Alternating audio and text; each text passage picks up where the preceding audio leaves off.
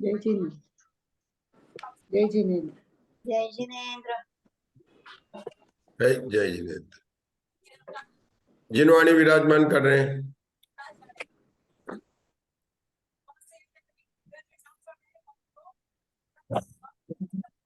कोई कर रही? हाँ करिए, जिनवाणी विराजमान।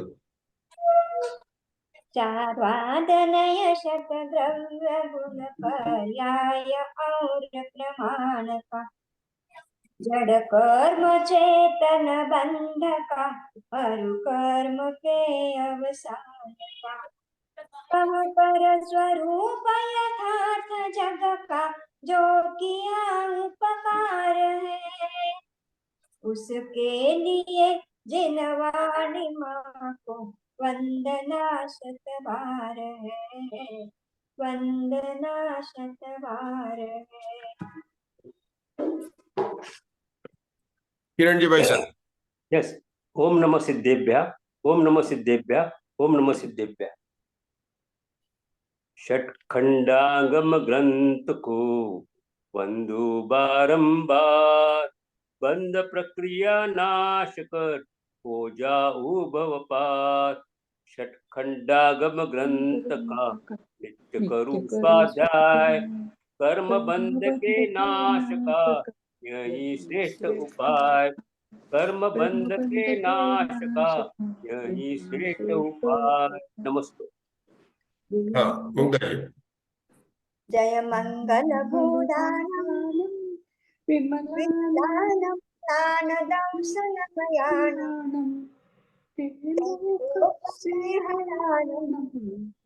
नमो सर्वसिद्धानम जयं दर्शनेन नमो जैन महाकम्म पयन्पाहुरसेनो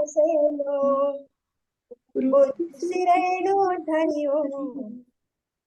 समप्यो भूपयन्तस्न सत्तरि सहस धवलो जय धवलो षट्टि सहस बोधवो महबंधम चालीसम सिद्धंतयम अहम वंदे अरहंत भाष्यर्थम गणहर देवे हि गंतियम सम्मम प्रणमामि भक्ति युक्तो सुदृढ़ महो वही शीर्षान। द्वादशाम जिनवाणी के 112 करोड़ 83 लाख 58,005 पदों को मैं हाथ जोड़कर नमस्कार करता हूँ। कीर्तनकर उपदेशुताय नमो नमः। रत्नत्रय धारक आचार्य उपाध्याय साधु परमेष्टिभ्यो नमो नमः। आचार्य धरसेन से उपदेश प्राप्त कर नरवाहन और सुबुद्धि मुनिराज ने षटखंडागम ग्रंथ की रचना की। षटखंडागम ग्रंथ के प्रथम 5 खंडों पर वर्तमान में आचार्य वीरसेन द्वारा विरचित धवला टीका उपलब्ध है। यह टीका 16 पुस्तकों में मूल सूत्रों के तहत प्रकाशित हुई है। प्रथम 6 पुस्तकों के अंदर षटखंडागम के प्रथम खंड जिसका नाम जीव स्थान है उसका वर्णन है। 7वीं पुस्तक में षटखंडागम के दूसरा खंड जिसका खुद्दा बंद नाम है शुद्र बंद उसकी टीका है। इस 7वीं पुस्तक यानी दूसरे खंड के अंदर बंधक की प्ररूपणा है। सारे सूत्र भूतबली आचार्य द्वारा विरचित है। इस सूत्र के अंदर जो सांप्रदायिक कर्म बंधक और इरियापद कर्म बंधक उनका विशेष ज्ञान 11 अनुयोग और 14 मार्गणाओं के द्वारा किया गया है। हर एक मार्गणा के अंदर आचार्य 11 अनुयोग द्वार लगा रहे हैं। इन अनुयोग द्वार के नाम कुसुम जी बोल रहे हैं। एक जीव की अपेक्षा से स्वामित्व, एक जीव की अपेक्षा से काल, कोई बात नहीं, काल एक जीव की अपेक्षा से अब नाना जी की अपेक्षा से 8 अनुयोग द्वार है जो दिल्ली से अशोका जी बता रहे हैं। नाना जीवों की अपेक्षा से भंग विचय और नाना जीवों की अपेक्षा से द्रव्य प्रमाणानुगम और नाना जीवों की अपेक्षा से चेतानुगम और नाना जीवों की अपेक्षा से स्पर्शानुगम और कालानुगम और अंतरानुगम और भागा भाग और अल्प बहुत। बहुत बढ़िया। अब मधु जी ग्वालियर 14 मार्गणा के नाम बता रहे हैं। गति इंद्रिय काय योग वेद कसाय ज्ञान संयम लेश्या दर्शन संयक्त भव्यक्त संयक्त और संगी और आहार। आपने याद किए थे, दर्शन मार्गणा भूल गए, 2-3 दिन से आप नहीं आ पा रहे थे, तो दर्शन मार्गणा को, हाँ कोई बात नहीं। गति काय योग वेद कसाय, हाँ बहुत बढ़िया, आगे। दर्शन ज्ञान संयम। दर्शन पहले ज्ञान संयम, दर्शन बाद में आएगा, दर्शन बाद में आएगा, पहले ज्ञान संयम दर्शन लेश्या संगी और आहार। भव्यत्व सम्यक संगी और आहार, ये कर लो, बहुत अच्छा। बताइए ये जयशीष राव, 11 अनुयोग द्वार और 14 मार्गणाओं में क्या संबंध है? मतलब अशोका जी 11 अनुयोग द्वार बता रहे हैं, मधु जी 14 मार्गणा बता रहे हैं। 11 अनुयोग द्वार को 14 मार्गणा की अपेक्षा से कथन किया जाता है 11 अनुयोग द्वार में। जैसे कि अभी एक जीव की अपेक्षा काल जल रहा है, तो वो काल का गति इंद्रिय काय आदि 14 मार्गणा से कथन किया जाएगा एक जीव की। हाँ राजीव भाई, अपनी कौन सी मार्गणा चल रही है? ज्ञान मार्ग। ज्ञान मार्ग। ज्ञान किसे कहते हैं? अच्छे बुरे की पहचान। अशोका जी पुस्तक निकाली धवला, एक सत्यार्थ के प्रकाशन को ज्ञान कहते हैं। सत्यार्थ के प्रकाशन को ज्ञान तो सत्यार्थ प्रकाशन को ज्ञान कहते हैं। मतलब सच्ची बात को बताए, आम है तो आम को बताएंगे तो ज्ञान कहेंगे, राम को अमृत बताएगा तो खुद को ज्ञान कहेंगे। धवला पुस्तक एक ही परिभाषा ज्ञान मार्गणा निकालिए आप, हमारे अशोका जी के यहाँ पर सब पुस्तक पढ़ी हुई लाई है। सत्यार्थ के प्रकाशन को ज्ञान कहते हैं, ये ज्ञान की परिभाषा हुई है।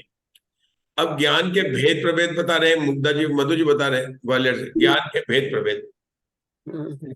और 2-3 व्याख्यान है। अज्ञान है, मति ज्ञानी, सुत ज्ञानी और विभंग ज्ञानी।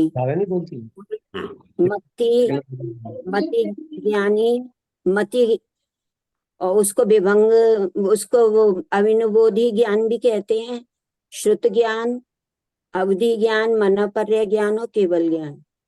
थोड़ा सा क्या बताएंगे, कहाँ पर कुछ आप सुधार करना चाहेंगे मुग्धा जी? क्या बोलूं जी? जिन्होंने बताया है ज्ञान की सत्य ज्ञानी जीव है, श्रुत ज्ञानी जीव है, ये तो बोलते जीव लगाना है। ज्ञानी जीव है, श्रुत ज्ञानी जीव है, अवधि ज्ञानी जीव है, मनोपर्य ज्ञानी जीव है, केवल ज्ञानी जीव है। ममता जी, मार्गणा चल रही ज्ञान मार्गणा, और आप अज्ञान की बात क्यों कर रहे हैं? क्योंकि अज्ञान यानी जिसको आत्मानुभूति नहीं है उसको अज्ञान कहा है यहाँ, और तो और अज्ञानी भी जीव रहते हैं। ठीक है, परिभाषा बताइए। अब बात हमारे ज्ञान मार्गणा कर रहे हैं, तो अज्ञान मार्गणा की क्यों बात कर रहे हैं, ज्ञान की बात क्यों कर रहे हैं? तो अज्ञानी भी जीव है ना। एक उत्तर और। अज्ञान समझे बिना ज्ञान क्या समझे, नहीं समझेगा ना। हाँ, एक उदाहरण दिया है, याद नहीं। वीरसेन आचार्य ने उदाहरण दिया है, किसी को याद है? आम्र वन में नीम के पेड़ भी हो सकते हैं, नींबू के पेड़ भी हो सकते हैं, लेकिन उसको कहा जाएगा आम्र वन। कहा क्या जाएगा? आम्र वन कहा जाएगा, ठीक है ना। नाम उसका आम्र वन है, लेकिन उसमें क्या पेड़ नहीं हो सकते हैं क्या? नींबू के पेड़ नहीं हो सकते? दो, हाँ मुख्यता की बात है। एक तो उदाहरण ये दिया उन्होंने, दूसरा और क्या बताया? अच्छा, अज्ञान और ज्ञान किसे कहते हैं? अज्ञान किसे कहते हैं? वास्तव में जीव का तो ज्ञान ही गुण है। धवला पुस्तक निकाल ली, हमारे अशोका जी निकालने गए थे, भी आ गए हो तो पढ़ेंगे तो वहां लिखा है कि यदि कोई पुत्र है तो पुत्र है। निकाल मिला आपको? आज्ञा का पालन नहीं करता। धवला पुस्तक 1। नहीं, यदि अगर कोई पुत्र है और वो पुत्र का कार्य नहीं करे तो उसको अपुत्र कहा जाता है। अगर कोई पुत्र है तो पुत्र के यथा योग्य जो कर्तव्य है वह नहीं करे तो उसको अपुत्र कहा जाता है। किसके लिए उदाहरण दिया कि ज्ञान मार्गणा में अज्ञान को कहा गया, क्योंकि ज्ञान तो ज्ञान ही होता है, ज्ञान को तो अज्ञान नहीं कहते हैं। तो कहा कहीं पुत्र है, अगर पुत्र का कार्य नहीं करे तो उसको अपुत्र कहा जाता है। वीरसेन आचार्य ने पुस्तक 1 में बताया। किरण जी भाई साहब, उसके बाद में पूछा तो ज्ञान का क्या कार्य है? जानना यथार्थ जानना वस्तु जानना का प्रकाशन करे, हैं? जो हाँ, पर यथार्थ प्रकाशन। वस्तु का प्रकाशन करे वो ज्ञान है। ये परिभाषा है। अर्थ का प्रकाशन को ज्ञान कहते हैं, सत्यार्थ के प्रकाशन को ज्ञान कहते हैं, परिभाषा है। उन्होंने दोनों परिभाषा दी है। अब हम पूछ रहे हैं, जो पहली पुस्तक में ज्ञान मार्गणा है ना, वहां के शंका समाधान में अगर आप देखेंगे तो ज्ञान का कार्य क्या है? ज्ञान की परिभाषा नहीं, ज्ञान का कार्य क्या है? वस्तु का जानना। यथार्थ स्वरूप बताए, हाँ, बोलो क्या बोल वस्तु का रहे हैं? यथार्थ स्वरूप बताए वो ज्ञान। हाँ, और बताइए। जो जैसा है वैसा जाने। जो जैसा वैसे जाने, बहुत बढ़िया। अशोका जी ने किताब निकाल ली, पहली पुस्तक सत्य की। नहीं सर, मेरे पास है नहीं जी, कहीं गई हुई है। अच्छा, किसी और के पास है। तो किसी उसके अंदर बात- लिखा है कि ज्ञान वही है जो रत्नत्रय को प्रकट करे, जो भेद ज्ञान करे, जो सम्यक दर्शन प्राप्त करे, जो प्रवज्ञा करके मोक्ष के मार्ग में चले, प्रवज्ञा को संयम को धारण करके आगे बढ़े, उसी को ज्ञान। ज्ञान का कार्य क्या है? क्या बोला वहां पर वीरसेन आचार्य ने, क्या बताया? ज्ञान क्या है? जो रत्नत्रय को प्रकट करे, सम्यक दर्शन की प्राप्ति करे और मोक्ष मार्ग में आगे बढ़े, उसको ही वास्तव में ज्ञान कहते हैं। सही गलत की पहचान करें। देखो हमारे निकाल रहे मुग्धा जी हमेशा तैयार रहते हैं। मतलब अपन ज्ञान मार्गणा पढ़ रहे हैं तो ज्ञान मार्गणा का जो बेसिक है, ज्ञान किसे कहते हैं, तो देखिए जैसे मुग्धा जी अर्थ के प्रकाशन को ज्ञान कहते हैं, हाँ ये परिभाषा बताई। एक यथार्थ सत्यार्थ के प्रकाशन को ज्ञान कहते हैं, ये भी परिभाषा आई है। फिर ज्ञान मार्गणा में देखना, प्रारंभ में मत देखना, सूत्र नंबर 4 की टीका में नहीं, ज्ञान मार्गणा। ज्ञान मार्गणा में ही निकाला। हाँ, ज्ञान मार्गणा में नीचे के प्रश्नोत्तर में देखो, ज्ञान का कार्य क्या है यह। हाँ वहां पर लिखिए ज्ञान का कार्य क्या है। हाँ, स्वपर का विवेक प्रकट करे। अभी बोल रहे मुग्धा जी पढ़ रहे हैं, वो पढ़िए। शंका, वह ज्ञान का कार्य क्या है। समाधान, तत्वार्थ में रुचि, निश्चय, श्रद्धा और चारित्र का धारण करना ज्ञान का कार्य है।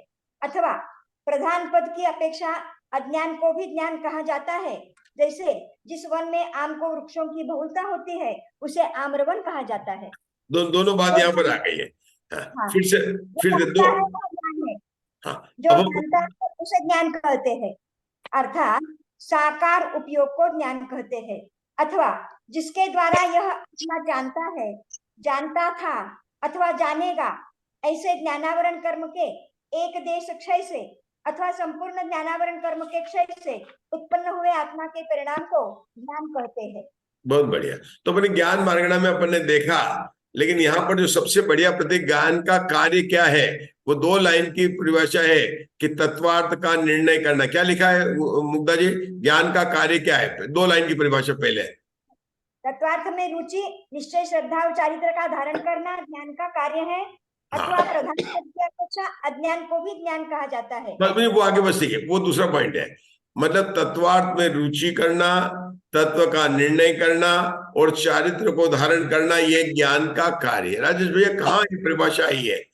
ज्ञान की परिभाषा ये कहां पर आई है कि ज्ञान का कार्य चारित्र को धारण करना? बोलो किरण जी भाई साहब, कितनी सुंदर पढ़ते हैं। तत्वार्थ का रुचि करना, तत्व में रुचि रखना, चारित्र को धारण करना, ये ज्ञान का कार्य है। कुसुम जी, कितनी बढ़िया परिभाषा आती है। मतलब वीरसेन आचार्य की टीका में ज्ञान मार्गणा के भेद 8 बताए अपन ने, और यहाँ पर हमारी बंधक की प्ररूपणा चल रही थी, तो उसके अंदर जगन्य काल, काल के अंदर जगन्य काल और उत्कर्ष काल दोनों को बताया। हमारी आज जो है यहाँ पर सूत्र नंबर 144 से मन परे ज्ञान की बात को प्रारंभ करना है। हाँ, मन परे ज्ञान की बात को शुरू करते हैं। चलिए किरण जी भाई साहब, पढ़ता हूँ। सूत्र नंबर 144, पेज नंबर 165। हाँ, मन पज्यव नाणी केवलाणी केवचिरम कालादो होन्ति। जीव मन परे ज्ञानी और केवल ज्ञानी कितने काल तक रहते हैं? एक सवाल पूछा उन्होंने, उसका हाँ। जवाब देंगे अगली गाथा में। हम्म, जहन्नेन अंतो मूर्तम, जगन्न से अंतर्मूर्त जीव मन पर्याय ज्ञानी और केवल ज्ञानी रहते हैं। जगन्न से अंतर्मूर्तक जीव मन पर्याय ज्ञानी केवल ज्ञानी रहते हैं, क्योंकि दो संयोग जीवों के परिणामों के निमित्त से केवल ज्ञान व मन पर्याय ज्ञान को उत्पन्न करके और सबसे जघन्य काल तक उनके साथ रहकर असंयम व अबंधक भाव को प्राप्त होने पर यह काल पाया जाता है। कौन सा सूत्र है? सूत्र नंबर 145। 145, हाँ 145। हाँ 14। कौन से सूत्र का जवाब है? प्रश्न क्या पूछा था? मन पर्याय ज्ञान केवल ज्ञान कितने काल तक रह सकते हैं, ये प्रश्न पूछा था। हाँ बराबर है। और इन्होंने यहाँ पर मन पर्याय ज्ञानी और केवल ज्ञानी दोनों का एक सूत्र बताया, ठीक है ना? और दोनों का काल भी एक एक। गजब की बात है। मन पर्याय ज्ञानी कौन है? छद्मस्त है, और केवल ज्ञानी छद्मस्त नहीं है ना? उन दोनों का एक ग्रुप बनाया यहाँ पर, मन पर्याय ज्ञानी और केवल ज्ञानी का बताया। अब उन्होंने बताया अंतर्मुख बताया। अच्छा उत्कर्ष भी पढ़ लीजिए, फिर चर्चा करते हैं। उत्कर्ष कितना बताया किरण भाई साहब? श्लोक नंबर 146। उत्कर्षेण वो कोटि देशुणा, उत्कृष्ट से कुछ कम पूर्व कोटि वर्ष जीव मन पर्याय ज्ञानी केवल ज्ञानी रहते हैं। ये मन पर्याय ज्ञानी कौन सी गति के जीव है? मतलब किरण भाई साहब, कौन सी गति के जीव होंगे मन पर्याय ज्ञानी? मनुष्य।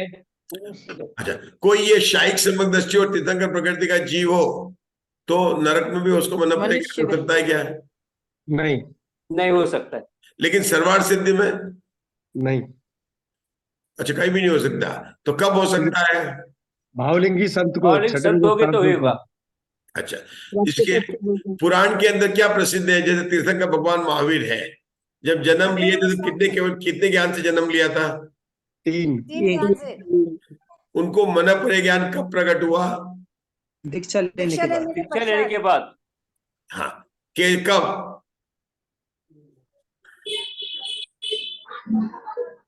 दीक्षा लेने के बाद। ठीक है, बिल्कुल सही उत्तर है। कब? 30 वर्ष की आयु में। उम्र में।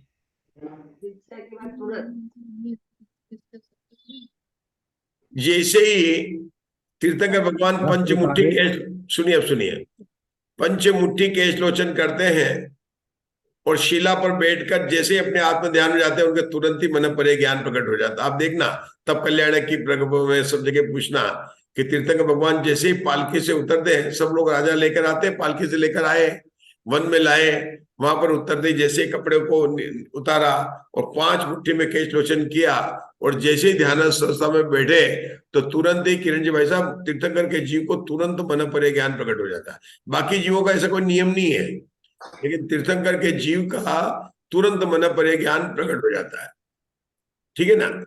अब तीर्थंकर जीव के मन पर्याय ज्ञान है तो उनका मन पर्याय ज्ञान का कितना काल होगा? केवल ज्ञान होने तक। हाँ, तो केवल ज्ञान होने तक। बहुत बढ़िया। तो कितना है? जैसे मल्लीनाथ भगवान का मन पर्याय ज्ञान कितना था? 6 दिन। अच्छा, यहाँ तो अंतर्मुख लिखा है। वो तो सबका अलग अलग है। वो जगन्य से लिखा है पंडित जी। जगन्य से लिखा। बहुत बढ़िया, जगन्य से लिखा। और पार्श्वनाथ भगवान का कितना था मन पर्याय ज्ञान का काल?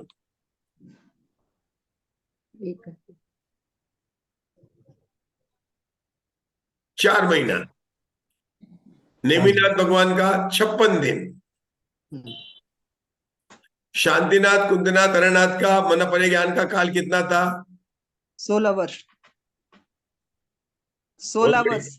कैसे है कि 16 वर्ष का उनका छद्मस्त काल था, उतना ही उनका। चंदा प्रभु भगवान का 3 महीना, ठीक है ना? ये सबके अलग अलग जो है काल है। भगवान आदिनाथ का कितना था? 1000 वर्ष। 1000 वर्ष। तो समझा है ना? मन पर्याय ज्ञान। तो तीर्थंकर भगवान का जो उनका छद्मस्त काल है, उतना ही उनका मन पर्याय ज्ञान का भेद होता है। ये नियम हो गया, मतलब उसमें ऐसा नहीं होगा कि बाद में होगा। लेकिन अन्य कोई मुनिराज है उनको मनपर्य ज्ञान है, तो किसी को अंतर्मुठ प्रकट, अंतर्मुठ कैसे घटित होगा? जगन्य से। अभी तीर्थंकर की बात नहीं, जगन्य, जगन्य से अंतर्मुठ मनपर्य ज्ञान में कैसे घटित होगा? अंतर्मुहूर्त में केवल ज्ञान प्रकट हो गया।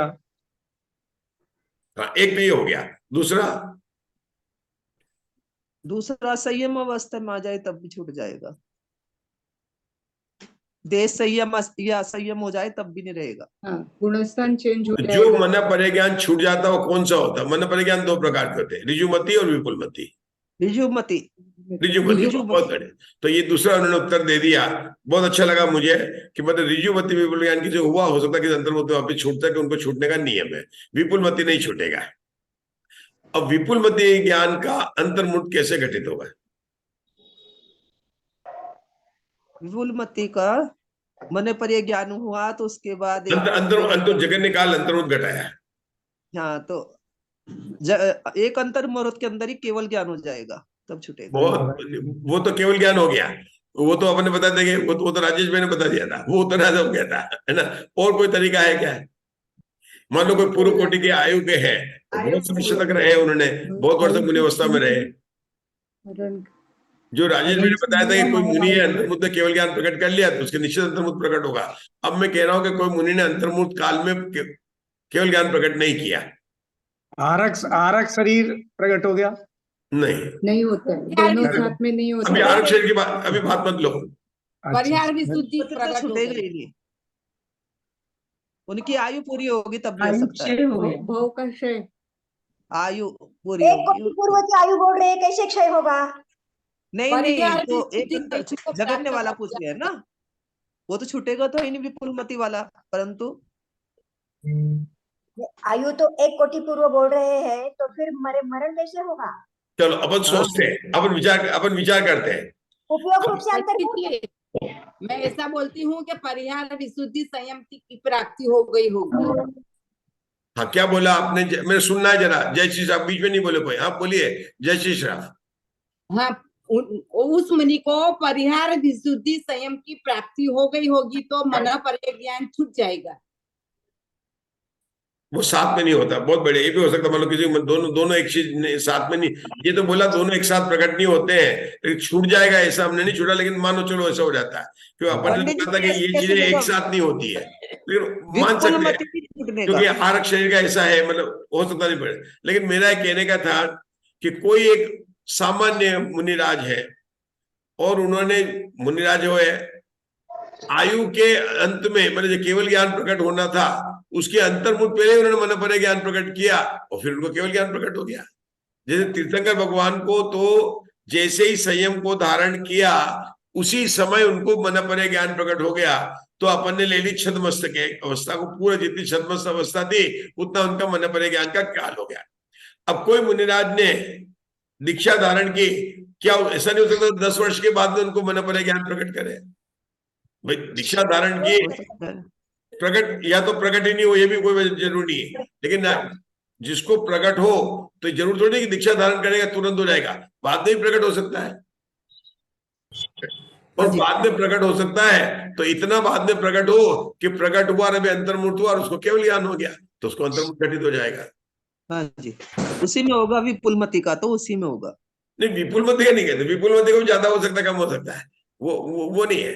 विपुलमति का तो इसलिए कहा था विपुलमति का छूटेगा नहीं। हाँ जी, ऐसा जीव विपुलमति हो सकता है, ऐसा जो जीव है वो ऋजुमति में लगे हो सकता है, विपुलमति वाला भी हो सकता है जिसका अंतर्मुठ काल होगा। लेकिन कब होगा? जब उसको केवल ज्ञान प्रकट करने के अंतर्मुठ पहले उसको प्रकट होगा छद्मस्त अवस्था में। मतलब वो मुनि बना, कई वर्षों तक मुनि रहा, नहीं हुआ, अंत में उसको मनपर्य ज्ञान प्रकट हुआ, और मनपर्य ज्ञान प्रकट हुआ और अंतर्मुठ में उसको केवल ज्ञान हो गया, तब भी प्रकट हो सकता। मतलब भिन्न भिन्न अवस्थाएं बनेगी जगन्य काल को घटित करने के लिए, है ना। लेकिन तीर्थंकर के जीव को अंतर्मुठ नहीं घटित होगा।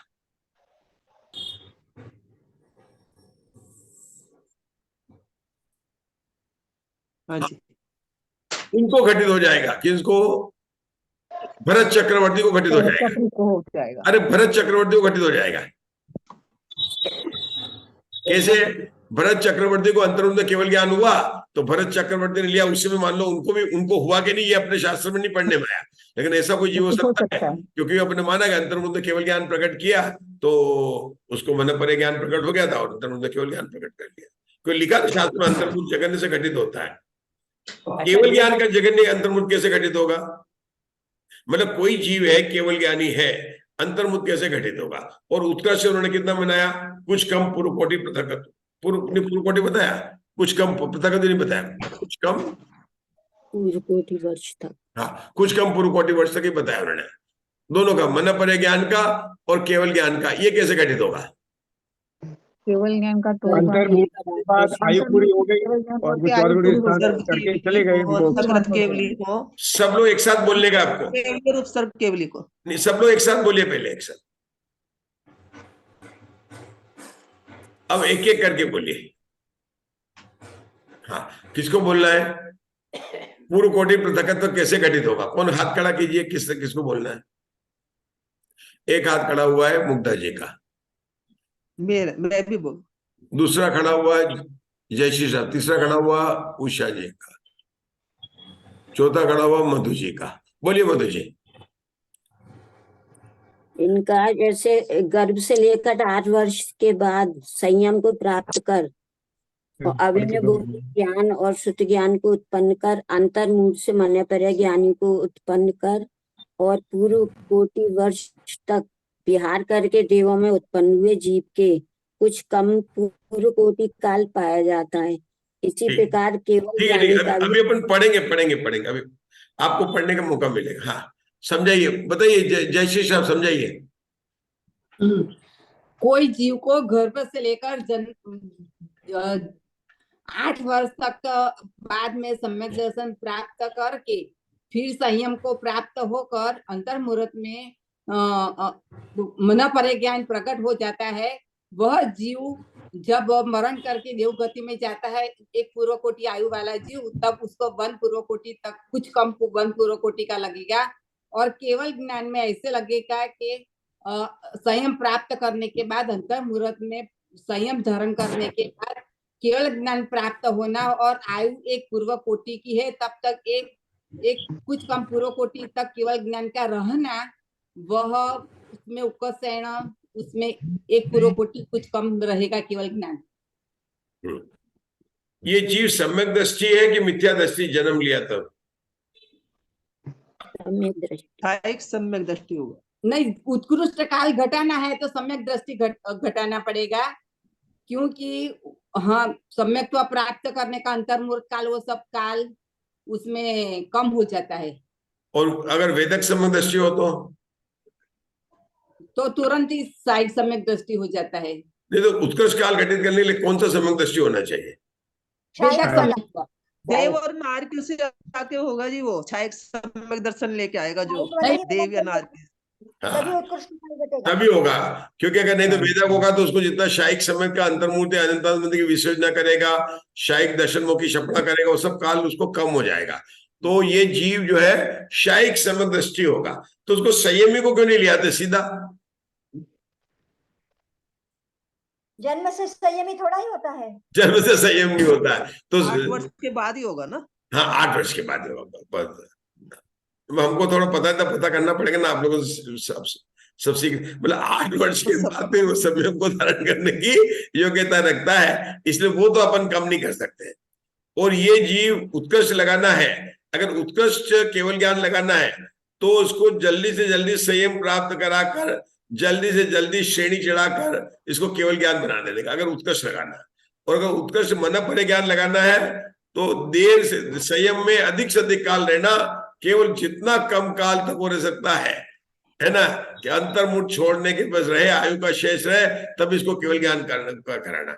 ये इस प्रकार से मन परे ज्ञान का उत्कर्ष काल घटेगा।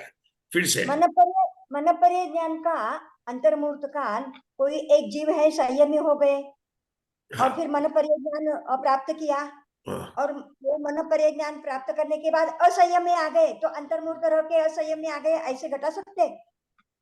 गिर सकता है मन परे ज्ञान के असंयम में, अगर वो, क्योंकि ये ना मन परे ज्ञान वाला ऋजुमति विपुल होगा तो ऋजुमति के लिए तो बताया कि वो गिर सकता है, लेकिन विपुल मति के लिए नहीं गिरता है। हाँ मतलब असही अंतर्मुख घट सकेगा। घट ऋजुमति के लिए घट सकता है, हाँ ठीक। छूट भी सकता है। ऋजुमति का छूट गया वो फिर हो गया अंतर्मुख, मतलब हो सकता है। ऋजुमति का हुआ, अंतर्मुख तक रहा और छूट गया तो घट जाएगा, कई कई स्थिति बन जाएगी। अभी अपनी तो बात चल रही थी, उत्कर्ष की बात चल रही थी। तो उत्कृष्ट में क्या विशेषता है? उत्कृष्ट मन पर्याय ज्ञान घटाना और उत्कृष्ट में केवल ज्ञान घटाने की क्या विशेषता है? शास्त्र अभी लिख के पढ़ना नहीं, शास्त्र से। क्या पूछ रहे? विशेषता यही है। नंबर 1, ये कर्म भूमि का मनुष्य होना चाहिए। नंबर 2, ये शायिक सम्यक दृष्टि होना चाहिए। नंबर 3, इसकी आयु पूर्व कोटि की होनी चाहिए। नंबर 4, जल्दी से जल्दी इसको संयम को धारण कराना चाहिए। एक एक करके बोलने जाओ, है ना। नियम 4, जल्दी जल्दी इसको संयम धारण कराकर जल्दी से अगर मन पर्याय ज्ञान प्रकट कराना है तो जल्दी से, जैसे संयम धारण किया वैसे इसको मन पर्याय ज्ञान प्रकट हो जाए, जैसे कि तीर्थंकर भगवान को व्यवहार करके या बंधक अवस्था को। अब जो है आप बोलना चाहते हैं, आप एक्सप्लेन बोलिए, पूरा बोलिए, बीच में नहीं बोलने का। जिसको बोलने का सबको मौका देता हूं, मैं 5 मिनट तक चुप रहता हूं। मेरा सवाल है, पूछू सर मैं? हाँ पूछिए। केवल ज्ञान होने के पहले मन पर्याय होना कंपलसरी है क्या? बिल्कुल नहीं, यानी डायरेक्ट मन पर्याय बिना केवल ज्ञान हो सकता है डायरेक्ट? होता ही ना अवधि ज्ञान, मतलब अरे अवधि ज्ञान होना भी कंपलसरी नहीं है। मति और शुद्ध ज्ञान है, आप केवल ज्ञान को प्राप्त कर लेंगे। ये तो जिनको मन पर्याय ज्ञान है उनका उत्कर्ष काल कितना हो सकता है वो बात वही हमें बता रहे हैं। तो ये जीव क्या है? शायिक सम्यक दृष्टि है। 8 वर्ष में दीक्षा धारण करेगा, दीक्षा धारण करके ही ये सम्यक मन पर्याय ज्ञान ही प्रकट करेगा। और लंबे काल तक पूर्व कोटि में जितनी आयु हो, केवल अंतर्मूर्त तक शेष रहेगा, तभी वो केवल ज्ञान प्रकट करेगा। और केवल ज्ञान के 13 गुण स्थान का भी अंतर्मूर्त, 14 गुण स्थान का भी अ ई उ र ल, वो भी अंतर्मूर्त, और फिर मोक्ष चला जाएगा। इस तरह से वहां पर मन पर्याय ज्ञान का उत्कर्ष घटेगा। और केवल ज्ञान के उत्कर्ष में अंतर इतना ही है कि इसको संयम धारण करा के जल्दी से जल्दी इसको केवल ज्ञान प्रकट करना। अब उस जीव को जिसको केवल ज्ञान का उत्कर्ष करा रहे, उसको मन पर्याय ज्ञान प्रकट कराने की कोई जरूरत नहीं है। जो किरण भाई, जिस अपन दोनों जीव अलग अलग है, एक जीव ऐसा हो सकता है उसको मन पर्याय ज्ञान नहीं है लेकिन केवल ज्ञान में उत्कर्ष काल तक रह सकता है, तो कोई जरूरी नहीं। किरण भाई साहब, आपका प्रश्न सही था। चलिए आगे का पढ़ते हैं, जो लिखा उसको पढ़ लेते हैं। नंबर 146, उत्कर्षेण वो कोटि देशुना, उत्कृष्ट से कुछ कम पूर्व कोटि वर्ष तक जीव मन पर्याय ज्ञानी और केवल ज्ञानी रहते हैं। क्योंकि गर्भ से लेकर 8 वर्ष के बाद स्वयं को प्राप्त कर अभिनिबोधि ज्ञान को उत्पन्न कर, अंतर्मुख से मन पर्याय ज्ञान को उत्पन्न कर और पूर्व कोटि वर्ष तक विहार करके देवों में उत्पन्न हुए जीव के कुछ कम पूर्व कोटि काल पाया जाता है। इसी प्रकार केवल ज्ञानी का भी उत्कृष्ट काल कहना चाहिए। विशेष यह है कि देवों या नारकियों से आकर पूर्व कोटि आयु वाले मनुष्यों में शायिक सम्यक के साथ उत्पन्न होकर गर्भ से लेकर 8 वर्ष से संयम को प्राप्त कर अंतर्मूर्त रहकर केवल ज्ञान उत्पन्न कर और कुछ कम पूर्व कोटि तक विहार करके अबंधक अवस्था को प्राप्त हुए जीव के कुछ कम पूर्व कोटि काल पाया जाता है, ऐसा कहना चाहिए। लेकिन अपने बिना पढ़े पूरा का पूरा घटित किया, हमने पढ़ने का बिल्कुल लोभ नहीं किया। क्या हमने पहले अपने मन से सोचा फिर पढ़ा? हो सकता है कि गलती हो तो गलती भी निकाल लेते हैं। मतलब कला यही है शास्त्र पढ़ने की कि, और मैंने भी पहले पढ़ा नहीं था, ऐसा नहीं कि मैंने पहले पढ़ लिया था। मतलब अपन इसको पढ़ने से पहले, सूत्र पढ़ने से पहले विचार तो करें कि कैसे घटित हो गए, वो घटित हो गया। अच्छा, अब इसके बाद कौन सी मार्गण आएगी? उषा जी क्या करा?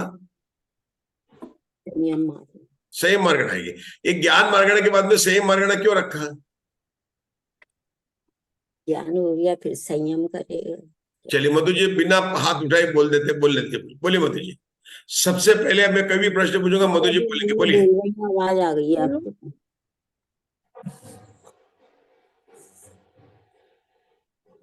हाँ, कौन हाथ उठा रहा है? आप उठा रहे हैं क्या? गुना जी से उठा रहे हैं क्या? हाँ गुना वाले। हाँ उठाइए। ज्ञान मार्गणा के बाद में संयम मार्गणा क्यों आई है? ज्ञान पूर्वक ही संयम होता है। आपने बिना हाथ के बोला, अभी उन्होंने हाथ उठा। बोलिए गुना जी, बोलिए। ज्ञान पूर्वक संयम होता है। अच्छा, मैं ये पूछ रही ये तो थी। राजेश ने बोला था, ये भी हो सकता है आपको उत्तर, कोई बात नहीं, सभी सभी पूरक बोलते हैं, ज्ञान तो सेम होता है। ठीक है, जो आज मुग्धा जी ने पढ़ा था धवला पुस्तक 1 के आधार से कि ज्ञान का क्या कार्य है, वो बताइए क्या पढ़ा था? एक लाइन का उत्तर पढ़ा था, आधा लाइन, तत्व में रुचि और श्रद्धा और चारित्र को धारण करना। चारित्र को धारण करना, चारित्र को धारण करना या संयम को धारण करना एक ही बात है। मतलब ज्ञान का कार्य क्या है, तो ज्ञान मार्गणा के बाद में तुरंत जो है उन्होंने संयम मार्गणा का नंबर लिया कि ज्ञान का कार्य यह है कि कोई नौकरी करना, पैसे कमाना, सुख करना, विद्या सिद्ध करना नहीं है, क्या करना है, चारित्र करना, चारित्र को करना, इसलिए यहाँ पर संयम मार्गणा का। अब संयम किसे कहते हैं, उसके स्वरूप के बारे में कौन बताएगा, हाथ खड़ा कर, संयम किसे कहते हैं? एक हाथ खड़ा हुआ है,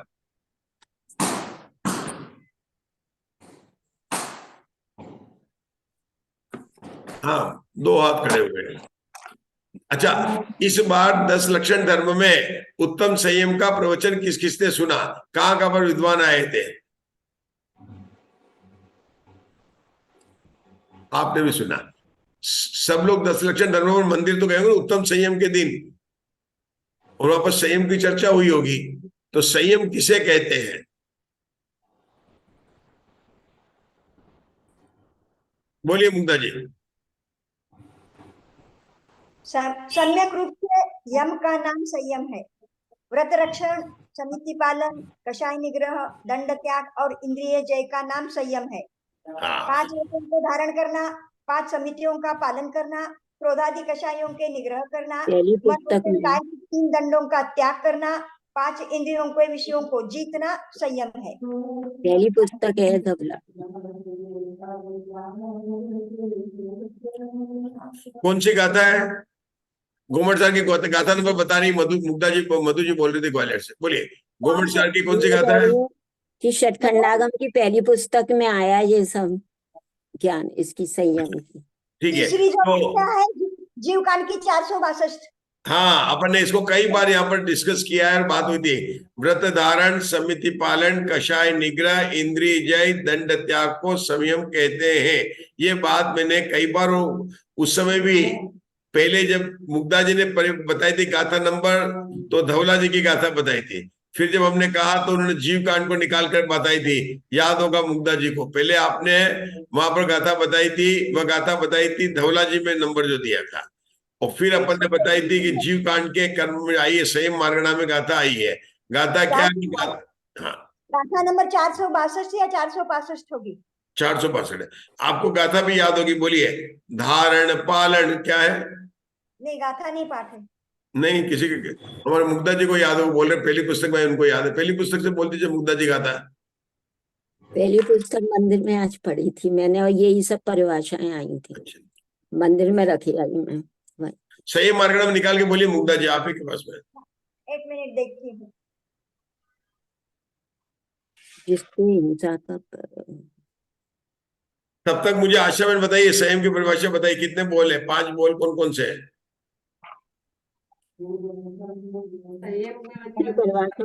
संयम जीवन भर पालन करना, इंद्रियों का निग्रह करना, कषायों का इंद्रियों का निग्रह, कषाय का दमन, इंद्रियों का दमन कर कषाय का निग्रह करना। उसके बाद में आप लोग सब लोग कॉपी में लिख लीजिए और फिर बोलिए। फिर मैं पूछने वाला हूँ, पेन ले लीजिए, कॉपी पेन ले लीजिए और लिखिए। संयम की परिभाषा के 5 बोल है। एक बोल है व्रत समिति, दूसरा बोल है समिति से लेकर, व्रत समिति कषाय को लेकर है, इंद्रिय को लेकर है और दंड को लेकर है। पहला बोल व्रत, समिति, इंद्रिय, कषाय और दंड, यही 5 बोल है। ये 5 बोल वाली परिभाषा है, लिख लीजिए और फिर बोलिए। हाँ, अब बोल रहे हैं उषा जी केकरा, बोलिए बोलिए उषा जी केकरा।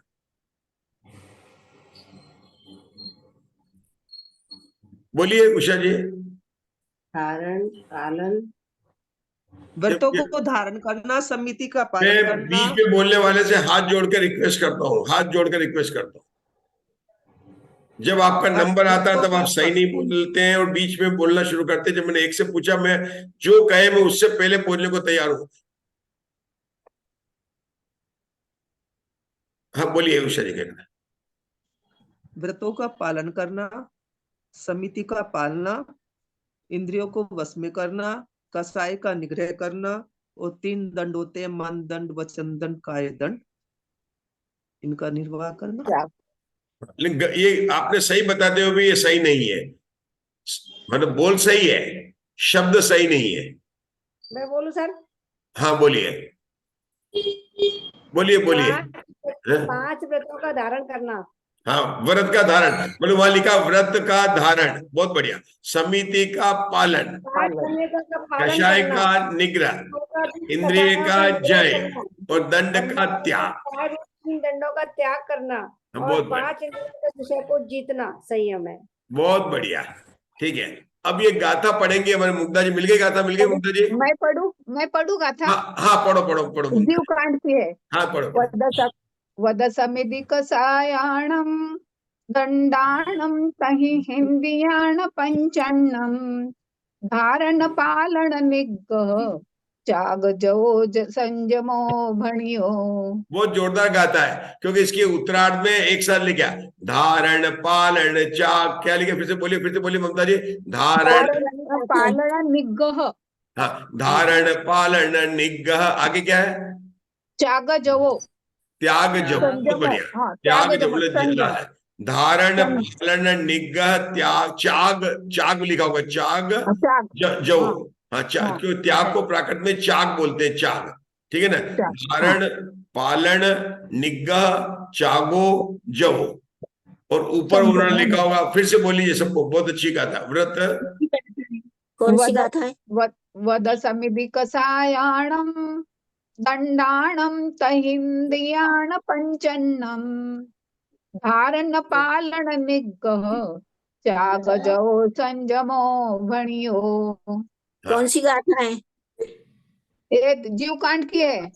हाँ कौन सी है? जीव कांड की 465 गाथा, दूसरी पुस्तक जीव कांड की।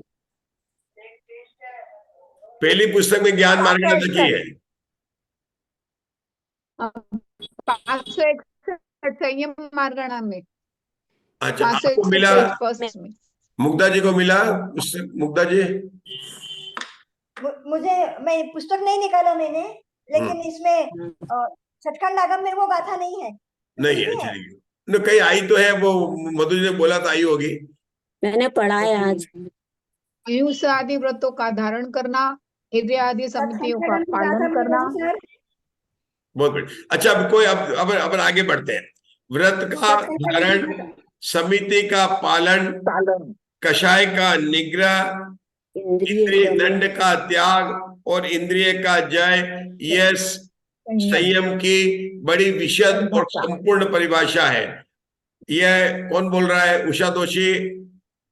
व्रत का धारण, अपन बोलेंगे, याद होगा। व्रत का धारण, समिति का पालन, कषाय का निग्रह, इंद्रिय का जय, दंड का त्याग, इसको संयम कहते हैं। किरण भाई साहब बोलना आपको। ये दमन भी कह सकते हैं क्या? ये दमन भी कह सकते हैं क्या? इंद्रिय दमन, दमन, निरोध, जय सब एक ही बात है। जो लिखा है, आप तो आपकी गाथा हम बाद में सुने, पहले जो लिखा उसकी बात करेंगे। व्रत का धारण, व्रत का पालन, जो वहां पर लिखा धारण पालन निग्रह, है ना, और आगे क्या लिखा है? चागो जो, ये शब्द लिखा उन्होंने। हम वही शब्द प्रयोग करना चाहते हैं जो आचार्य नेमिचंद सिद्धांत चक्रवर्ती देव ने लिखे हैं, वही शब्दों को। मैं किरण जी भाई साहब जब भी बढ़ेंगे, जब आप इसको पांचों को बताएंगे संयम की परिभाषा। व्रत का पालन, व्रत का पालन, समिति का पालन, व्रत का धारण, व्रत का धारण, समिति का पालन, इंद्रिय का जय और दंड का त्याग, और कषाय का निग्रह। मैं बोलूं? हाँ, मैं बोलूं? कषाय का निग्रह। चलो अब, हाँ बोलिए कस्तूरी जी। अब एक सबको बुलाना है, मैं बोलो। कस्तूरी जी का नंबर आया। व्रत का धारण, समिति का पालन, कषाय का निग्रह, इंद्रियों का जय और दंड मन वचन काय का त्याग, करना। दंड का त्याग। बोलिए मंजुला जी। व्रत का धारण, समिति का पालन, कषाय का निग्रह, इंद्रिय का जय और दंड का त्याग। बोलिए आशा बहन। व्रत का धारण, समिति का पालन, इंद्रिय का निग्रह, इंद्रिय का जय, कषाय का निग्रह और दंड का त्याग। हाँ बोलिए उषा दोषी।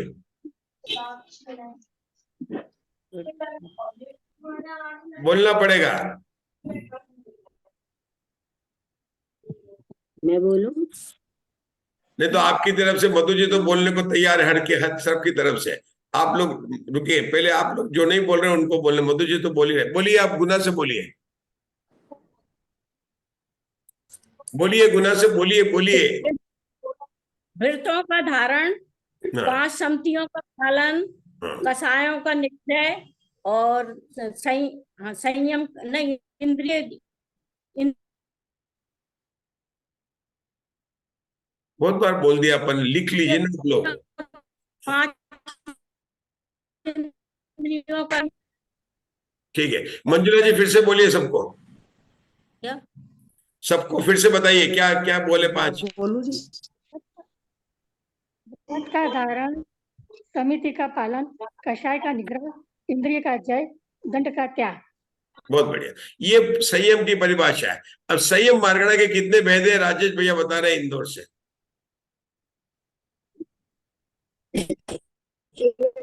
परिभाषा बताऊं क्या परिभाषा? संयम प्राणी संयम, 2 भेद, इंद्रिय संयम, प्राणी संयम। वो तो प्रकार हो गए, बताइए मधु जी, परिभाषा बताइए। पंडित जी चले गए क्या? संयम मार्गणा के कितने भेद हैं? संयम मार्गणा के 7 भेद है। सामायिक, छेदोपस्थापना, परिहार विशुद्धि, सूक्ष्म सांप्राय, यथाख्यात, उसके बाद में था देश संयम और असंयम, संयम असंयम और असंयम। इन 7 मार्गणाओं में गुणस्थान कौन बताएगा? संयम मार्गणा के 7 भेदों के गुणस्थान कौन बताएगा?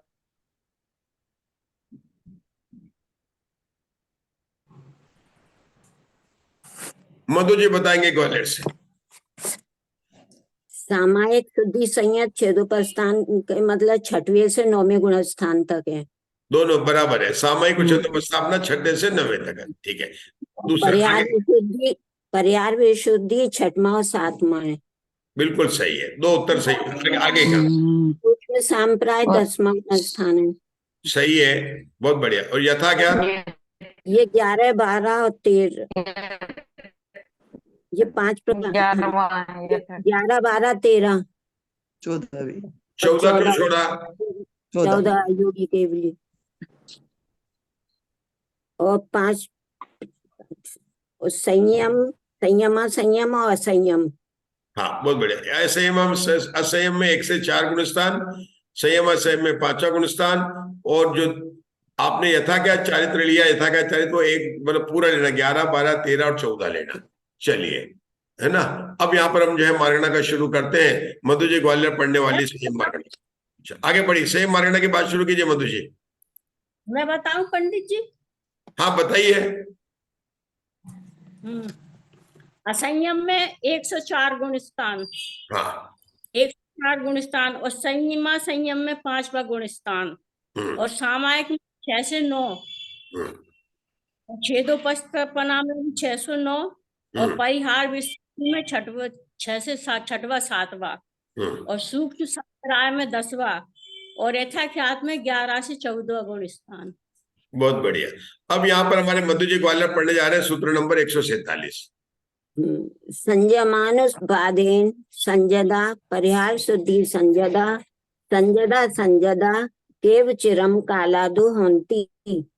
जीव संयम मार्गानुसार संयत, परिहार शुद्धि संयत और संयता संयत कितने काल तक रहते हैं? यह सूत्र सुगम है। जघन्य से अंतर्मुक्त काल तक जीव संयत आदि रहते हैं। जहनेन अंतो मुहूर्तम, क्योंकि संयम, परिहार शुद्धि संयम और संयमा संयम को प्राप्त होकर वह जघन्य काल तक रहकर अन्य गुण स्थान को प्राप्त होने पर वह सूत्रोक्त काल पाया जाता है। 100 यहाँ पर संयम अलग क्यों? या छेदोपस, ये कौन सा संयम है? छेदोपस्थापना है कि परिहार विशुद्धि संयम? नहीं, इसमें तो नहीं, ये तो पांचवे गुण है। संयम है और पांचवे संयम गुण स्थान। और संयम। सामान्य संयम लिया। क्या बता रहे हैं मुद्दा जी? बता रहे कुछ बता रहे, सही वो लग रहा है मुझे तो। क्या क्या बता रहे हैं? सामान्य रीति से संयम को लिया।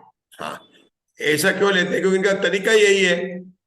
पहले अपन तिरंज सामान्य की बात करेंगे, फिर उसको परे करेंगे। तो संयम का पहले लिया तो संयम के सारे भेद जिससे गर्भित है उसको ले लिया, परिहार विशुद्धि को ले लिया और संयता सहित को ले लिया।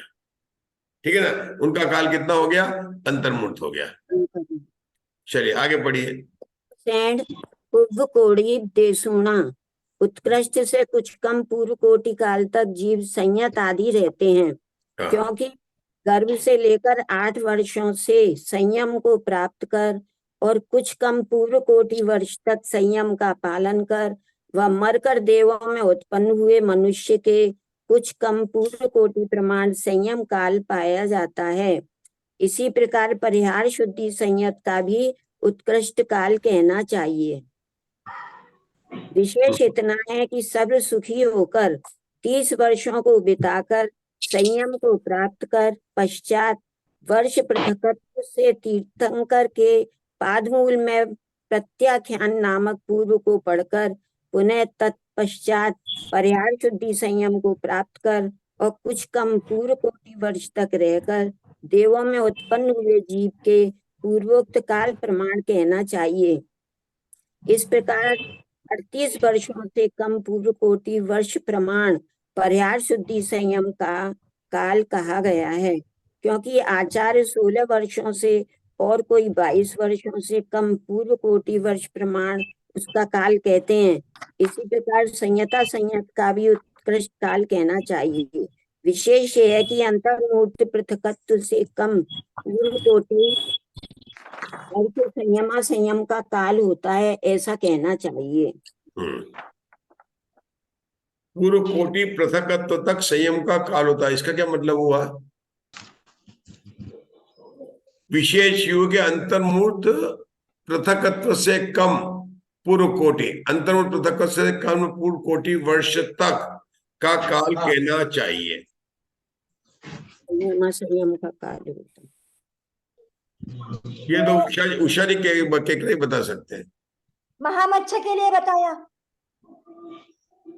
ऐसा महामत्स्य को तो समुर्चन मतलब में होता है और तो पंचम गुण स्थान प्राप्त हो जाता है, सीधा वेदक समुर्चन जीव जो ना वेदक हो जाता है। चतुर्थ भी होगा ना?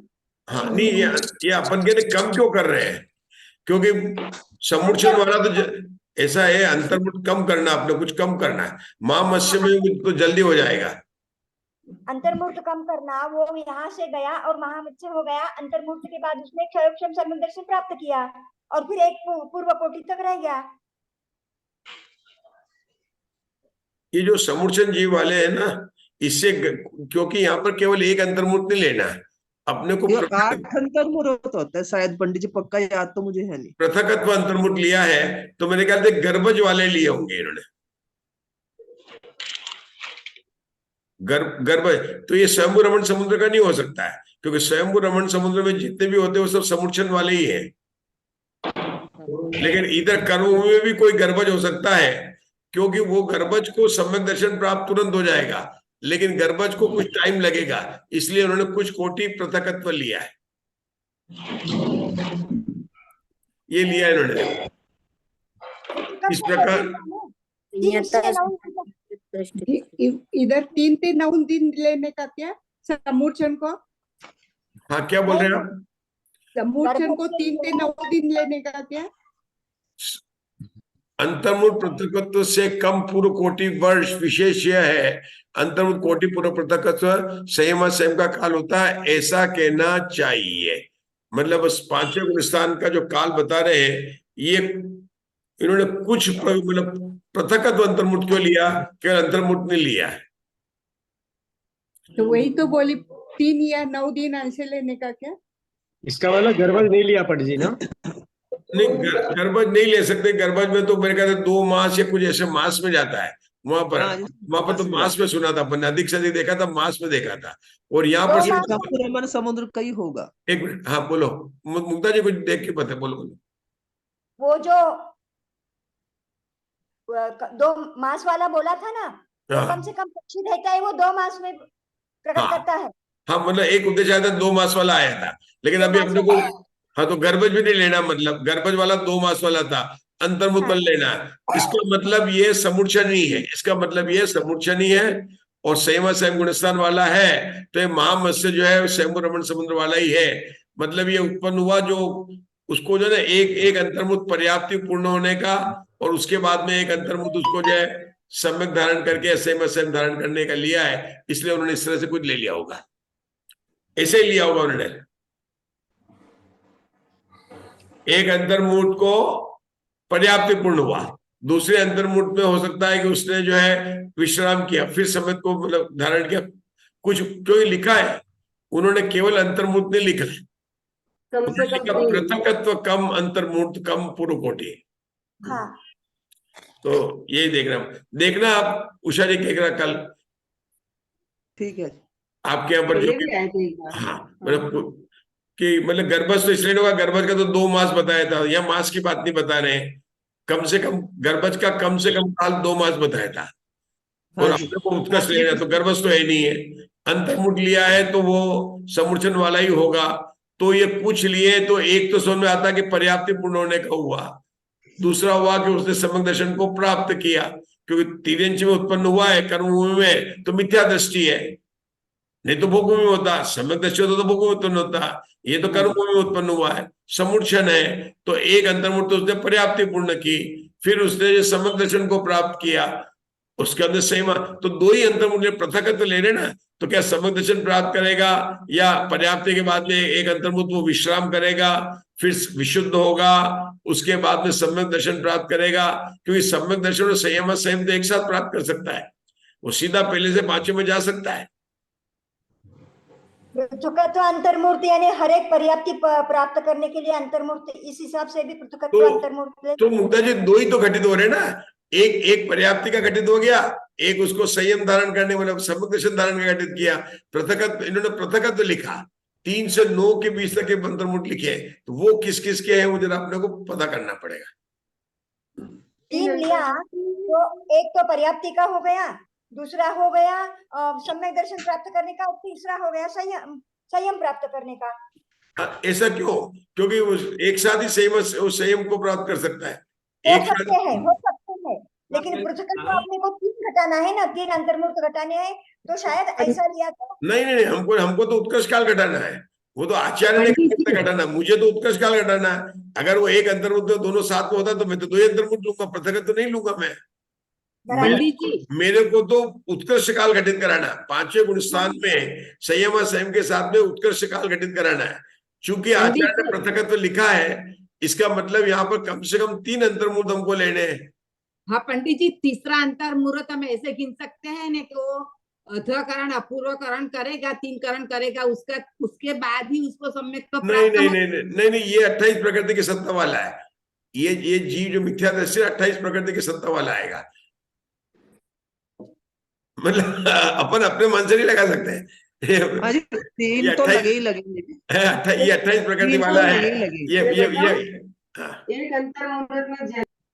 ये पंचम गुण स्थान नृत्य हो रहा है, तो अनंतानुबंधी की विषय योजना करेगा? अरे नहीं करेगा वो तो ठीक है, लेकिन वो तो अंतर्मुक्त बढ़ जाएगा। मेरा उत्कर्ष काल घटित करना ना, नहीं 3 घटाना है इसके लिए, 3 नहीं वो नहीं। तो अपन देखेंगे नियम क्या है, कहीं अगर आपको मिले तो देखना उसको, ठीक है ना? ठीक है, चलो आगे चलिए, आगे पढ़ते हैं।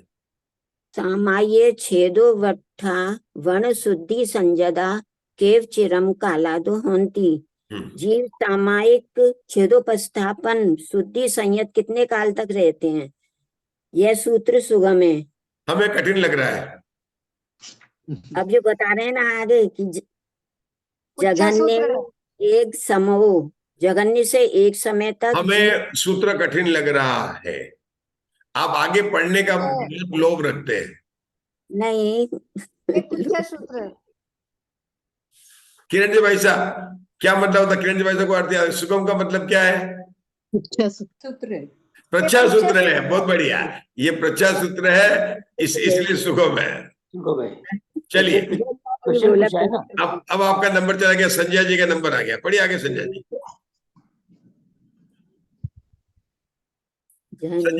संजय जी पढ़िए, सूत्र नंबर 150, 151। क्वेश्चन क्या बोलेंगे? एक समूह, जघन्य से एक समय तक जीव सामायिक छेदोपस्थापन शुद्धि संयत रहते हैं। उपशम श्रेणी से उतरने वाले जीव के सूक्ष्म सांप्रदायिक शुद्धि संयम में सामायिक छेदोपस्थापन शुद्धि संयम को प्राप्त और उसमें एक समय तक रहकर द्वितीय समय में मरने पर एक समय काल पाया जाता है। उपशम श्रेणी वाला जीव लिया है तो वो उपशम श्रेणी से नीचे उतरता है तो सूक्ष्म सांप्रदायिक और शुद्धि संयम में सामायिक छेदोपस्थापना शुद्धि संयम को, जो सूक्ष्म सांप्रदायिक से वो सामायिक में आ गया फिर से, तो एक समय रहकर द्वितीय समय में मरने पर एक समय का काल पाया जाता है। चढ़ते समय क्यों नहीं लिया, उतर समय क्यों लिया? चढ़ते समय क्योंकि उपशम श्रेणी में मरण तो अपूर्वकरण के पहले समय को छोड़कर चढ़ते समय में कभी भी हो सकता है, और हम बात कर रहे हैं इसकी सूक्ष्म संप्रदाय की 10वें गुणस्थान की बात कर रहे हैं। उसमें दो समय हो जाएंगे पंडित जी, एक समय घटाना है ना, इसलिए वो नहीं ले सकते। अरे मैं क्या कह रहा हूं, मुझे एक समय नहीं घटाना, मुझे तो आप आधा समय घटाओ, मैं घटाने को तैयार हूं। मैं तो ये कह रहा हूं कि चढ़ते समय क्यों नहीं लिया, उतरते समय क्यों लिया? चढ़ते समय 11वें गुण स्थान में जाएगा ना, फिर इसका 9वां गुण स्थान है सामायिक तो सबको पता है यहाँ पर कि उपशम श्रेणी में 10वें से 11वें में टाइम जाता ज्यादा है। लगेगा, एक समय में नहीं होगा वो काम। अरे तो वहां भी नहीं होगा, उत्तर समय भी नहीं होगा, वो उत्तर समय जो है जो आएगा सूक्ष्म 10वें से 9वें में आ जाएगा। उसको तो मरण करना है ना मुझे। वो चढ़ते समय ये मरते मुनिराज चढ़ते समय मरण नहीं होता। क्यों, कैसे कह दिया नहीं होता? सिर्फ अपूर्वकरण के पहले भाग में नहीं होता, इतना आपने स्वाध्याय किया, अपन ने सपना सार लब्धि सार सब पूरा हो गिरते गया समय भी होगा पंडित जी, है। चढ़ते समय भी होगा, मुझे याद नहीं है, गिरते समय होगा, चढ़ते समय भी होगा। मुझे ये कई बातें मतलब विचार बिंदु आ रहे हैं, क्योंकि अपूर्वकरण के पहले समय में मरण नहीं होता, और हम बात कर रहे हैं सूक्ष्म सांप्रदायिक संयम की बात कर रहे हैं। अगर कोई कहेगा सूक्ष्म सांप्रदायिक गुणस्थान में आया, एक समय के लिए मरण हो गया, इस समय एक समय प्राप्त हो गया, बिल्कुल सही है, लेकिन उतरते समय क्यों लिखा? वो सामायिक छेदोपस्थापना वाले चौथे में आएगा ना। अरे नहीं, ये कोई जीव अगर 11वें गुणस्थान में है, ठीक है ना, तो वो उतरा तो कौन से में आ गया? सूक्ष्म सांप्रदायिक में आ गया। ऐसे ही 9वें गुणस्थान का वितराग जो सामयिक छेदोपस्थापना वाला है वो 10वें में आएगा, और तो सूक्ष्म सांप्रदायिक हुआ, एक समय तक 10वें गुणस्थान में रहा और मरण हो जाता है। 10वें गुणस्थान के मरण बताया गया, एक समय तक में मरण हो गया उसका। 10वें गुणस्थान में सूक्ष्म संप्रदाय संयम होगा ना, वहां पे सूक्ष्म संप्रदाय संयम होगा। अपने को सामायिक छेदोपस्थापना में घटाना है, इसके लिए उसको होता है, लाना पड़ेगा। एक मिनट, सूत्र सांप्रदायिक 6 से 9 होता है ना, उसका ही घटाना है ना। वही तो बोला मैंने। उपशम श्रेणी से उतर सूक्ष्म सांप्रदायिक के सामयिक छेदोपस्थापना में प्राप्त कर लेने के बाद एक समय तक रहकर द्वितीय समय में चढ़ने में एक समय काल रहता है। तो सूक्ष्म सांप्रदायिक शुद्धि सहित है ना, उसका घटाना है, तो सूक्ष्म सांप्रदायिक कहां पर आएगा? 10वें गुणस्थान में आएगा। होगा सामयिक छेदोपस्थापना 9वें गुणस्थान तक है। हाँ वही तो बोला। सूक्ष्म संप्रदाय 10वें में होगा, तो 9वें में मरण नहीं होगा क्या? क्या 90 में होगा ना मरण? मरण हो सकता है? तो फिर वहां पर क्यों हटाया? सामयिक छेदोपस्थापना में मरण नहीं होगा तो कोई बात नहीं बताया। 90 गुण स्थान में भी मरण होगा, और 90 गुण स्थान में सामयिक छेदोपस्थापना है कि नहीं है? है। है। एक समय रह के मरण होगा उसमें। हाँ, एक समय रह के क्यों नहीं मरण तो हमेशा मरण का घटित ही तब करेंगे कि उस गुणस्थान में आया और एक समय तक रहा, उस मार्गणा को रहा। तो अपना जहां भी आपने एक समय लिए घटाया है तो एक समय तक उस मार्गणा में आया और मरण करके हो गया उसको। तो कोई जीव 8वें गुण स्थान में है, चढ़ते समय में अपूर्वकरण में नहीं घटेगा, क्योंकि अपूर्वकरण के पहले भाग में नहीं मरण होता है। मरण नहीं होता है। लेकिन अपूर्वकरण में उसके जो है दूसरे भाग मतलब बाद में उसके 6 भाग है, अपूर्वकरण के 6 भाग है, 7 भाग है मतलब। तो उसमें जहां पर भी है अपूर्वकरण के भागों में वो है, तो अपूर्वकरण में तो नहीं घटित होगा चढ़ते समय। अपूर्वकरण में घटित हो सकता है, गिरते समय तो हो जाएगा, लेकिन चढ़ते समय अनिवृत्तिकरण में क्यों नहीं घटित हो रहा है?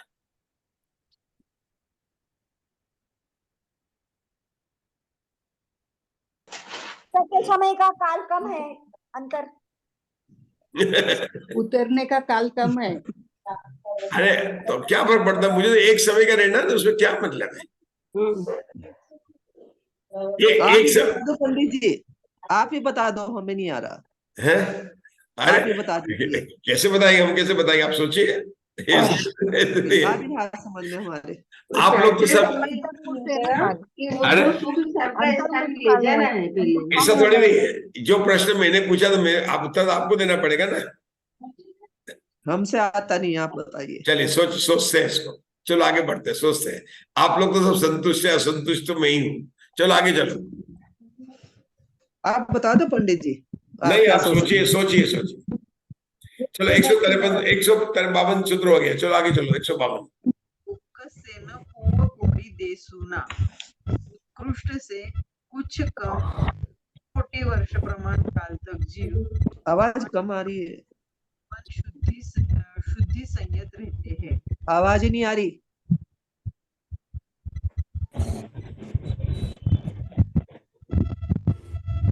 उक्कसेन पूर्वकोटि देशूणा, उत्कृष्ट से कुछ कम पूर्व कोटि वर्ष प्रमाण काल तक जीव सामायिक छेदों स्थापन शुद्धि संयत रहते हैं।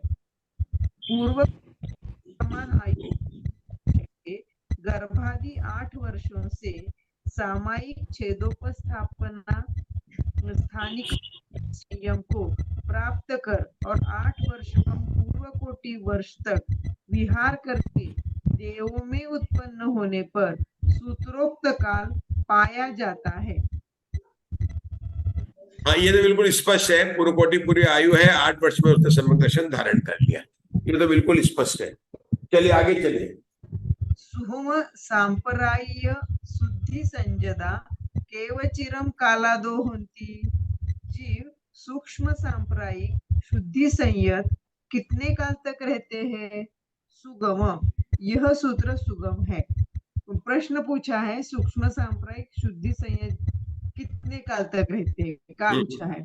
तो क्वेश्चन मार्क लगेगा। 154वां सूत्र, व समम पडुच्च अन्येन एग समो, उपशम की अपेक्षा जघन्य से एक समय तक जीव सूक्ष्म सांप्रायिक शुद्धि संयत रहते हैं।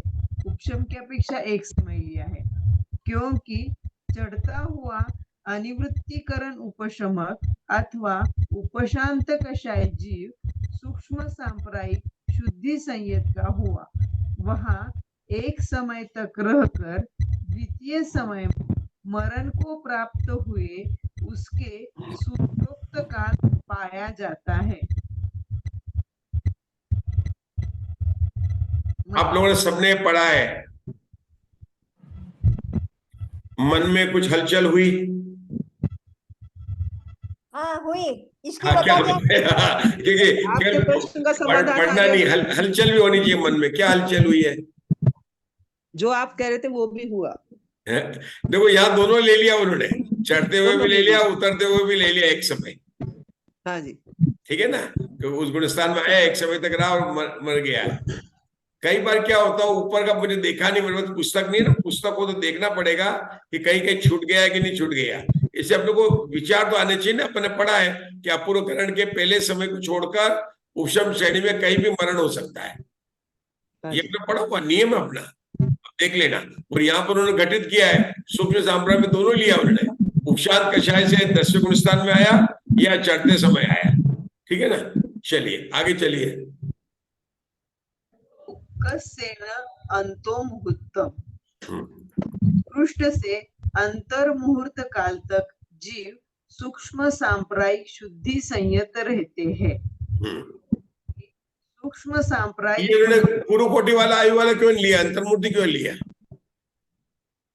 10वां गुणस्थान काली अंतर मुहूर्त, सूक्ष्म सांप्राय गुणस्थान का काल ही उतना है,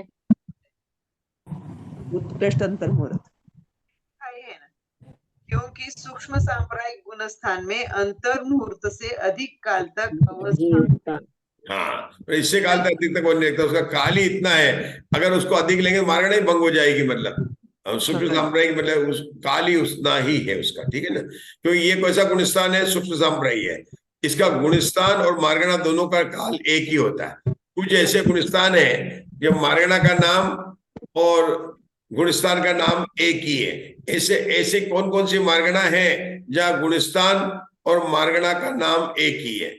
संयम असंयम 5वां गुणस्थान। हाँ बहुत बढ़िया। और असंयम, असंयम नहीं, असंयम के 4 असंयम नहीं होगा, हाँ 4 है उसके।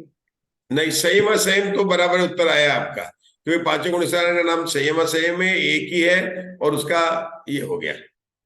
असंयम तो ले सकते, असंयम तो 4 गुणस्थान है, 4 गुणस्थान है उसके। 10वां गुणस्थान भी आएगा।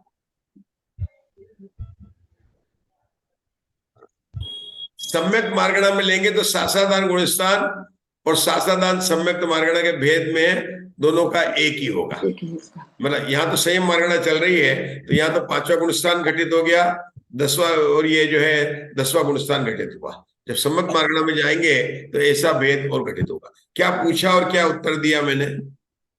सभी सुनने वाले स्वाध्यायी भाइयों से क्या चर्चा चल रही है? स्थान और मार्गणा स्थान के कौन से नाम, ऐसे कौन सी मार्गणा है जिनके गुणस्थान का नाम और मार्गणा का नाम एक ही है? ये संयम मार्गणा चल रही थी और आपने सम्यक का उत्तर दिया। वो नहीं, मैंने सॉरी, मैंने गलत उत्तर नहीं दिया। मैंने संयम मार्गणा दी और ये बताया कि देश संयम भी संयम संयम का मार्गणम का भेद है। तो इस संयम मार्गणा में 2 स्थान ऐसे मिलते हैं जहां पर कि मार्गणा और दोनों, इसके अतिरिक्त, क्योंकि मैंने मार्गणा गुणस्थान पूछा था, जब हम सम्यक मार्गणा के विचार करेंगे तो वहां पर भी ये देखने को मिलेगा। मिथ्यात्व भी सम्यक मार्गणा का भेद है, और मिथ्यात्व इसका भी मार्गणा गुणस्थान का भी नाम है। सासादान भी गुणस्थान का भेद है, लेकिन तीसरा गुणस्थान नहीं आएगा, ये मैंने बताया था। ठीक है, चलिए।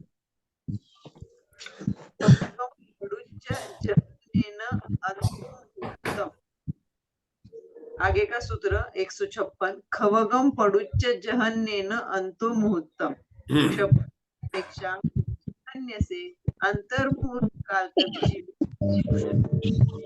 संयत रहते हैं, क्योंकि सूक्ष्म सांप्रायिक शुद्धि संयत क्षपक के क्षपक देने वाला। आपकी आवाज स्पष्ट नहीं आ रही है, जो आवाज कटती है बहुत। हाँ, इसलिए आप पढ़िए, उषा केकरा आप पढ़िए। देखो, जो प्रश्न पूछा था उसका उत्तर दिया है कि यहाँ पर एक समय क्यों नहीं घटित किया शपक श्रेणी में, क्योंकि वहां पर मरण घटित नहीं होता है, उत्तर दिया। मतलब अपने को उपशम श्रेणी में तो एक समय घटित किया था, लेकिन शपक श्रेणी में एक समय नहीं घटित होगा, क्योंकि यह मरण नहीं होगा। पढ़िए उषा केकरा। 157 सूत्र नंबर। हाँ पढ़िए। उपसेन अंतो मुहूर्तम, उत्कृष्ट से अंतर मुहूर्त काल तक जीव सूक्ष्म सांप्रायिक शुद्धि संयत रहते हैं। यह सूत्र सुगम है। क्यों सुगम है? क्योंकि रक्षा सूत्र है ये। हाँ, और ये उस गुणस्थान का काल ही इतना है, काल ठीक है, इतना है इसका। हाँ चल आगे चले। सूत्र नंबर 158। जह खात विहार शुद्धि संजदा केव चिरम कालादो होंती। जीव यथा ख्यात विहार शुद्धि संयत कितने काल तक रहते हैं? अच्छा सूत्र है। सुगमम, यह सूत्र सुगम है।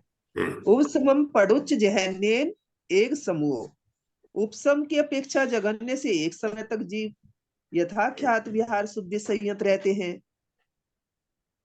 उपसम श्रेणी में होंगे तो जगन्य से एक समय तक की 11 गुण स्थान में रहेंगे यथाख्यात चारित्र वाले, क्योंकि सूक्ष्म सांप्रदायिक शुद्धि संयत के उपशांत कसाई पने को प्राप्त कर और एक समय रहकर द्वितीय समय में मरण करने पर एक समय काल पाया जाता है।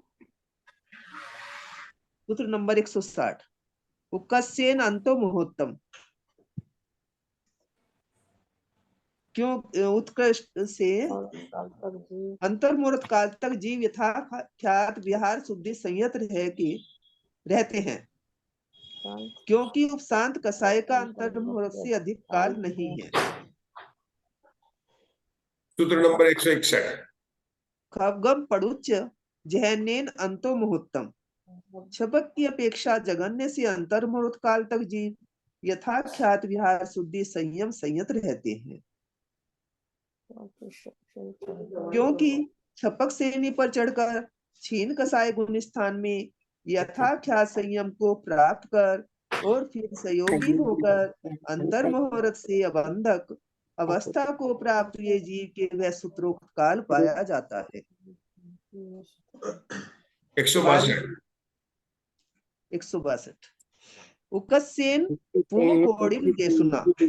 उत्कृष्ट से कुछ कम पूर्व कोटि वर्ष तक जीव यथाख्यात विहार शुद्धि संयत रहते हैं, क्योंकि गर्भ आदि 8 वर्षों को बिताकर संयम को प्राप्त कर सर्व लघु काल से मोहनीय का क्षय कर यथाख्यात संयम होकर और कुछ कम पूर्व कोटि वर्ष तक विहार कर अबंधक अवस्था को प्राप्त हुए जीव के वह सूत्रोक्त काल पाया जाता है। तो ये जो यथाख्यात संयम का उत्कर्ष काल घटाने के लिए ये उत्कर्ष काल कौन से गुणस्थान के कारण घटेगा? 13वें गुणस्थान, ये 13वें गुणस्थान की अपेक्षा 13वें गुणस्थान कारण करेगा, क्योंकि कम ज्यादा कहां पर होगा? 13वें गुणस्थान में होंगे। बाकी सब जगह तो अंतर्मूर्त है और सबका टोटल भी अंतर्मूर्त होगा। तो जो यथाख्यात, मैं क्या प्रश्न पूछा मैंने? उसको कौन से गुणस्थान में होगा सबसे ज्यादा?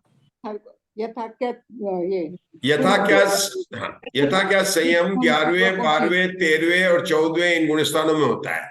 यहाँ पर 11वें की तो बात नहीं, क्योंकि हम यहाँ पर शपक की बात कर रहे हैं। तो शपक में यथाख्यात संयम 12वें, 13वें और 14वें हो गया। 12वें का काल भी निश्चित अंतर्मूर्त है और 14वें का काल भी अंतर्मूर्त। तो अधिक से अधिक घटाना है तो कैसे घटाएंगे? ये घटाएंगे 13वें काल के अंदर ही घटाएंगे, मतलब उसको जल्दी अधिक से अधिक काल तक का रहना, 13वें काल तक रहना। पूर्व कोटि आयु वाला है, 8 वर्ष की अवस्था में लेकर इसको फटाफट केवल ज्ञान बनाना, तो उसके बाद में अधिक से अधिक समय तक वहां पर रहना। ठीक है जी। इसको फटाफट बनाना कि आराम से बनाना? फटाफट ही करना, फटाफट ही बनाना पड़ेगा, नहीं तो काल अपना बीत जाएगा। चाहिए। हाँ, इसको जल्दी से फटाफट फटाफट कहां तक करना है? 13वें तक नहीं, शपक श्रेणी चढ़ाने तक। शपक श्रेणी चढ़ गया तो फिर अपने आप शपक श्रेणी में एक अंतर्मूर्त में जाता है ना। क्यों बाकी जगह रुक ही नहीं सकता, अंतर्मूर्त ज्यादा रुकेगा ही नहीं। आयु पूर्ण उसकी है अभी, तो आराम से रुका रहेगा वहां पर। 13वें जाकर यथाख्यात संयत। अब पढ़िए मंजुला जी, आप पढ़िए आगे का। जीव संयत कितने काल तक रहते हैं? 163। एक चिरम काला दो। आप म्यूट कर लीजिए प्लीज। पढ़िए 163। असंजदा के विचरम कालादो होंती सुगमम, क्योंकि यह सूत्र प्रच्छा सूत्र है। आगे का सूत्र 164। जीवाशय कितने सुगम है? 164। अनावृत्तियों अपज्यवसितो। हाँ, हिंदी में पढ़िए। अनंत काल तक जीव असंयत रहते हैं। यह निर्देश अभव्य जीव की अपेक्षा से किया गया है। अनादि शांत ये तो यही देखना काल पड़ेगा। मतलब असंयत का जो काल बताया अभव्य की अपेक्षा से रहेगा वो उसका पहला गुण स्थान ही रहेगा। सूत्र नंबर 165। अनादियो असपज्य जवसिदो। अनादि शांत काल तक जीव असंयत रहते हैं। यह निर्देश भव्य जीव की अपेक्षा से किया गया है। मतलब ये काल का विपाक भव्य जीव की अपेक्षा है। सूत्र नंबर 166। सदियो सपज्य वसिदो। शादी शांत काल तक जीव असंयत रहते हैं। यह निर्देश शादी शांत असंयम की अपेक्षा किया गया है। नादि शांत सूत्र नंबर 167। जो सो सादियो सपज्जज वसिदो तस्य स मो णितेसो जहननेन अंतो मुहूर्तम। शादी शांत का जीव असंयत तो जो यह वह शादी शांत असंयम है उसका इस प्रकार निर्देश है कि जगन्य से अंतर्मुहूर्त काल तक जीव असंयत रहते हैं, क्योंकि संयत जीव के परिणामों के निमित्त से असंयम को प्राप्त होकर और वहाँ सर्व जगन्य अंतर्मुहूर्त काल तक रहकर संयम को प्राप्त करने पर उक्त जगन्य काल पाया जाता है। हाँ, मतलब ये शादी शांत की अपेक्षा से इन्होंने अंतर्मुख घटा दिया। अब आगे का बिना पढ़े बताइए। 168 सूत्र में बताएंगे कि शादी शांत की अपेक्षा से उत्कृष्ट काल कितना होता। बिना सूत्र पढ़ के उषा जी केकरा बताइए। आप देख रहे हैं अभी भी, आप देखिए मत। शादी शांत मतलब कोई मिथ्या दृष्टि है, असंयम में आया है, उसको आगे जान करना है, तो कितने काल तक उत्कृष्ट काल कितना हो सकता है? अर्धपुद्गल परावर्तन काल हो सकता है। कितना हो सकता है? अर्धपुद्गल परावर्तन काल हो सकता है। बहुत सरल था इसलिए पूछा मैंने। चलिए आगे चलिए। 168। उकसेण अर्धपोगल मार्गणा खत्म हो गई ना। देशूणम। उत्कर्ष से कुछ अर्धपुद्गल परावर्तन काल तक जीव असंयत रहते हैं, क्योंकि अर्धपुद्गल परावर्तन के प्रथम समय में संयम को ग्रहण कराकर, ठीक है ना, उपशम सम्यक्त काल में इच्छा अवयव शेष रहने पर असंयम की प्राप्त होकर कुछ कम अर्धपुद्गल परावर्तन काल तक भ्रमण कराकर तीनों करणों को करके संयम को प्राप्त हुए वह जीव के सूत्रों काल पाया जाता है। इस प्रकार से यहाँ पर संयम मार्गणा समाप्त हुई। विशेष चर्चा कल करेंगे। कल अपने दर्शन मार्गणा की बात चलेगी।